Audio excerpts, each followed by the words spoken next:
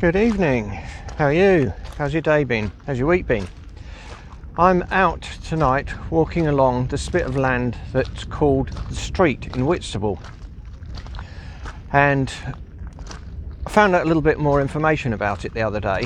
So I've talked about it several times and I've never really taken you on a journey along it, but I'm walking along it and I'm about 400 metres from the beach if I look back, and about 400 metres to go to get to where the tide is on its way out to at the moment. So it's going out quite a way, but I'll spin round in a second because then you can see the difference in the sea, because the wind is coming in from the northeast, and if I turn round now, you look over my shoulder, my left shoulder, this one, and you can see that it's looking quite, I wouldn't say rough, but it's looking as though it's got a few little waves on it.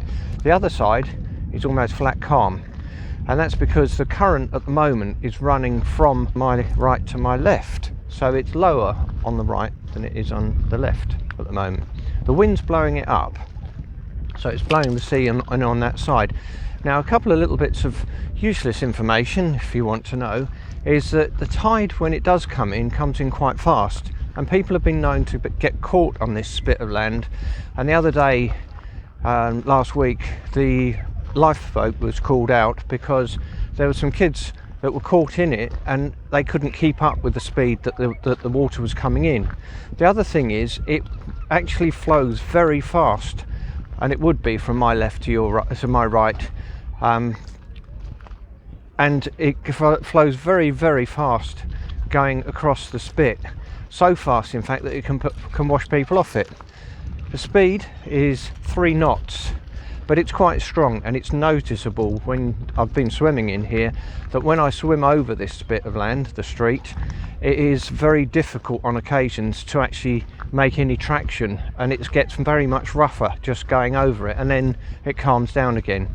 But the difference in the sea activity is noticeable, particularly when it's rough. I'm now about half a mile offshore and still on land.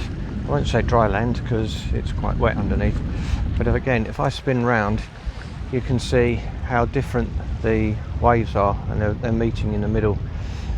The tide is due to turn in about 3/4 of an hour, but with the wind in the position it is and the strength it's at, it's not going to go out any further.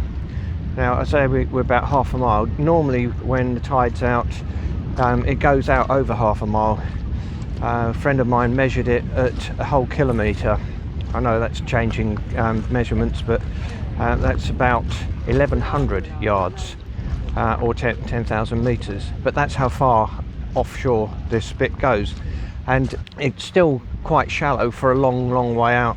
So where you can see the people in the sea behind me walking out, quite often we get people fishing out there, and they'll be only up to their knees or their thighs, and they'll be a further 400 yards off or metres offshore, and you can actually see the fish in the sea when they're swimming by.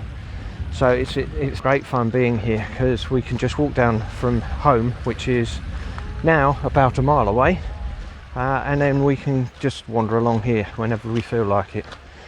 Tonight, after all the heat that we've had over the last few days, it's now a bit cooler, and certainly when you're out this far offshore, then there's quite a cool breeze, even when the sun's blazing down.